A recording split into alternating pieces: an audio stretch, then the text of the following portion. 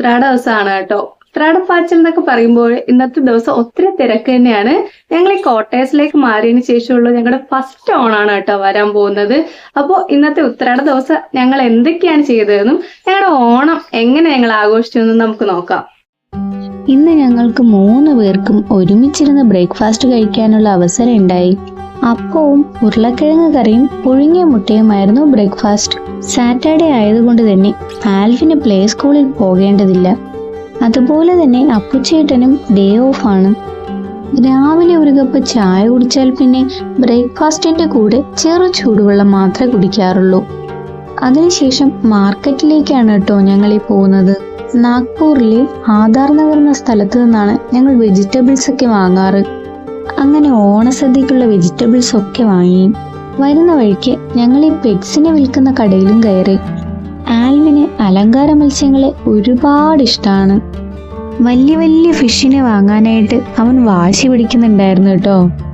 ആദ്യം കുഞ്ഞു മീനുകളെ കൊണ്ടുപോയി നോക്കിയിട്ട് പിന്നെ വലുതിലേക്ക് കടക്കാന്നായി ഞങ്ങള്. അങ്ങനെ അവസാനം 3 ഗപ്പിയും വാങ്ങി ആൽവിനുമായി ഒരു കോംപ്രമൈസിലെത്തി.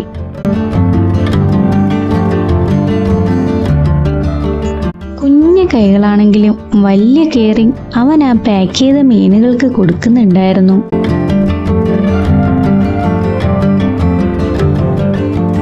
തിരികെ വീട്ടിലെത്തി ഒരു വാട്ടർമെലൺ കട്ട് ചെയ്ത് ജ്യൂസ് അടിക്കാനാണ് ആദ്യം പോയത്. ഒരു മീഡിയം സൈസ് വാട്ടർമെലന്റെ പകുതിയും ഒരു നാരങ്ങയുടെ നീരും കുറച്ച് പുതിനയിലയും ആവശ്യത്തിന് മാത്രം പഞ്ചസാരയും ഇട്ടാണ് ജ്യൂസ് റെഡിയാക്കിയത്.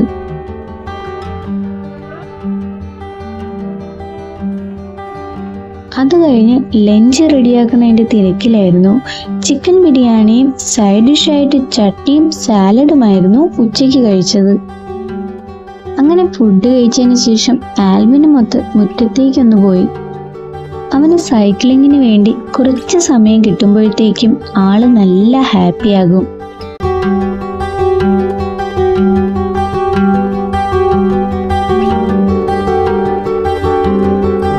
പിന്നെ പൂവൊക്കെ കോർത്ത് വിളക്കിനടുത്തായിട്ട് ഭംഗിയായി തൂക്കി. അതിനുശേഷം വിളക്കൊക്കെ ഒരുക്കി ദീപം കൊളുത്തി. നാട്ടിലാണെങ്കിൽ ഉത്രാടത്തിന്റെ വിളക്ക് ഇതിലും ഭംഗിയായി ഞങ്ങൾ ഒരുക്കാറുണ്ട് കേട്ടോ. വിളക്കിന് ചുറ്റുമായി ഒരു വളയവും വിളക്കിന്റെ മുകളിൽ നിന്ന് താഴേക്ക് ഒരു ലൈൻ പോലെ പൂമാല കോർത്ത് തൂക്കിയിടാറുമുണ്ട്. എന്നിരുന്നാലും പരിമിതികൾക്കുള്ളിൽ നിന്നുകൊണ്ട് പറ്റുന്ന പോലെ ഇതൊക്കെ ചെയ്യാൻ കഴിഞ്ഞതിലുള്ള സന്തോഷവും ഏറെ ഉണ്ട് കേട്ടോ. തിരുവോണത്തിന്റെ അന്ന് രാവിലെ ആദ്യം തന്നെ അത്തപ്പൂക്കളം റെഡിയാക്കി. അതിനുശേഷം ബ്രേക്ക്ഫാസ്റ്റ് കഴിച്ചു.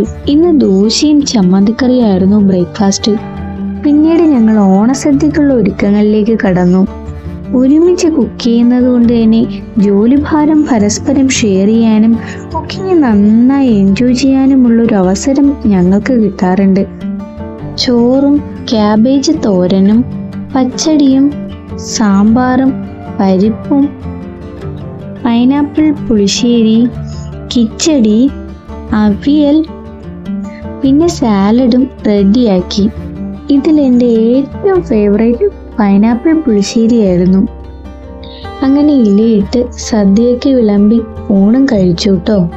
സദ്യയുടെ മെയിൻ പാർട്ടായ പായസം കൂടി കഴിച്ചപ്പോൾ ഓണസദ്യ അടിപൊളിയായി.